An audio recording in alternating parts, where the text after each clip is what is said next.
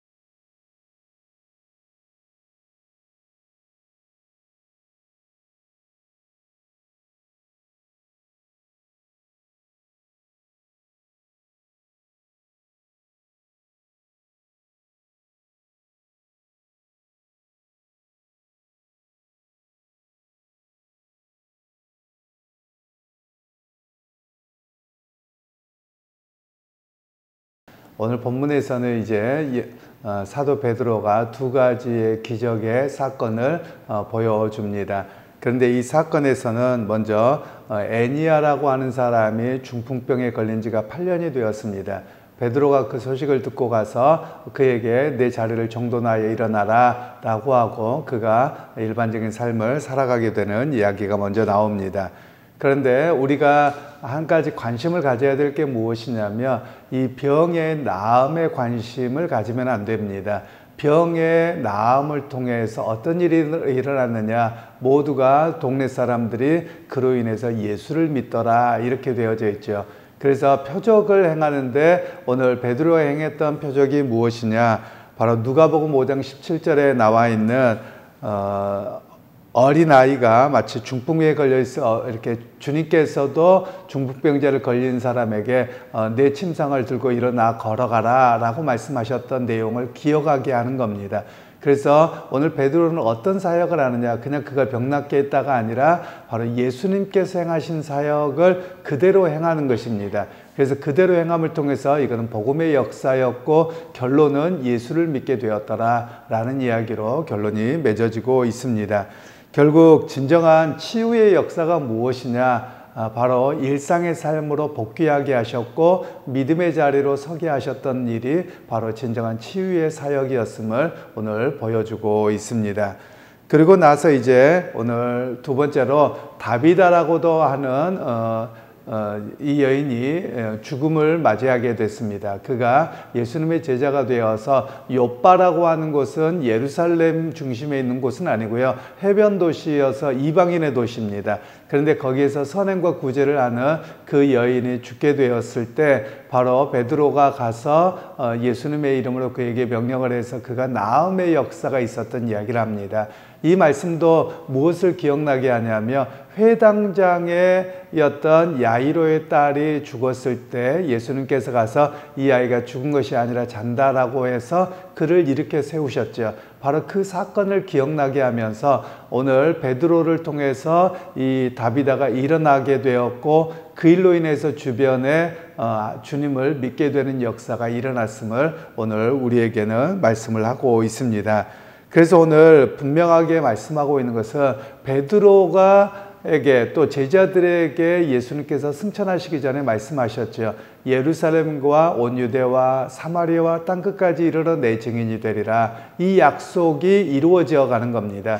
그리고 사도행전을 가리켜서는 성령행전이다 라고 말씀을 드렸는데요, 성령께서 감동시키셔서 복음의 역사가 나타나는데 기적을 통해서 예수님을 믿게 되는 역사가 있었음을 이야기합니다.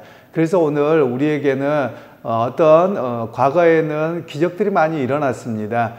그 기적 때문에 예수님을 믿게 되는 일들도 많이 있었는데요. 사실 우리에게 나타나는 현상에 집중하지 말고 기적에 집중하지 말고 그 기적을 누가 일으키게 하셨느냐? 예수님이 일으키게 하셨습니다. 그러면 기적이 왜 일어났느냐가 중요합니다.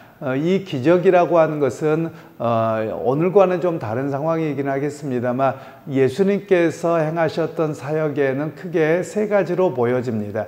하나는 하나님 나라의 말씀을 복음을 전하셨습니다. 그리고 두 번째로는 수많은 병자들이 나음을 입었습니다. 그리고 세 번째로는 귀신이 쫓겨났습니다. 그러면 이것은 어떤 의미를 가지고 있냐면 하나님 나라의 복음의 역사가 나타났다는 겁니다. 말씀을 선포하고 나면 그 나타난 현상이 죄로부터 또는 병으로부터 죽음에 묶여있던 이들이 그것으로부터 해방되고 자유함을 얻었습니다. 라는 이야기를 말씀하고 있는 것입니다. 그래서 복음의 역사는 어떤 것이냐? 바로 묶여있는 것으로부터 또는 죽음으로부터 나음과 생명의 역사가 일어나는 일이 바로 복음의 역사입니다. 라는 것을 오늘 말씀하고 있는 것이지요.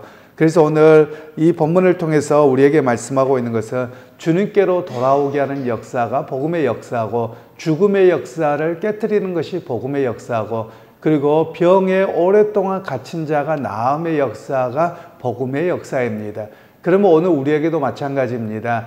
육신의 질병만의 문제가 아니라 마음의 질병도 있죠. 마음에 묶인 것이 있고 오랫동안 고통 가운데 있는 것이 있고 또 사로잡힌 것들로부터 노임받는 역사가 복음의 역사인 것을 우리에게 말씀하고 있습니다.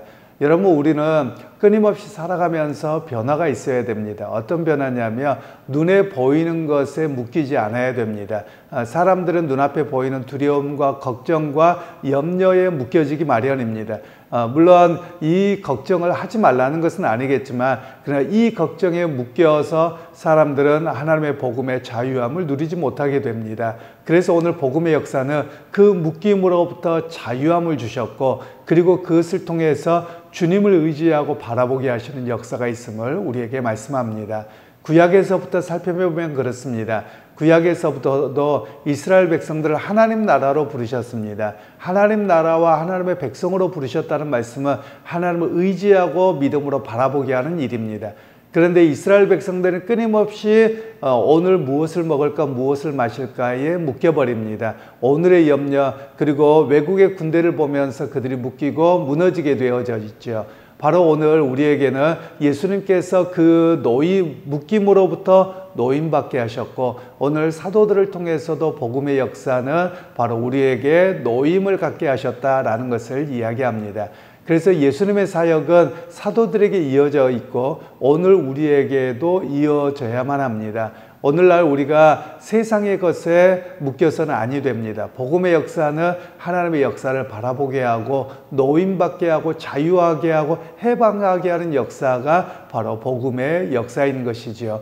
그래서 오늘 예수님처럼 했던 그 사역이 오늘 우리에게도 경험되어지기를 원하고 또 우리를 통해서도 세상에 눌려있고 묶여있는 이들이 자유함을 얻도록 하는 복음의 역사를 감당해야 함을 말씀하고 있습니다. 그래서 그 결론이 무엇이냐? 결국 이 노임의 역사를 통해서 예수님을 믿는 사람들이 많아지더라 라는 것을 우리에게 말씀하고 있습니다.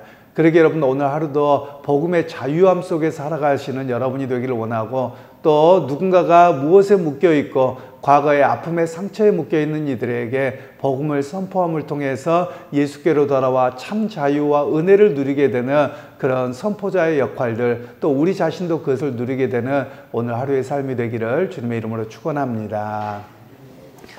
하나님 오늘 또 예수님처럼 베드로가 사역을 감당함을 통해서 병 나음의 역사가 있고 또 그 병 나음의 역사를 통해서 예수를 믿는 그 증거가 나타났음을 봅니다.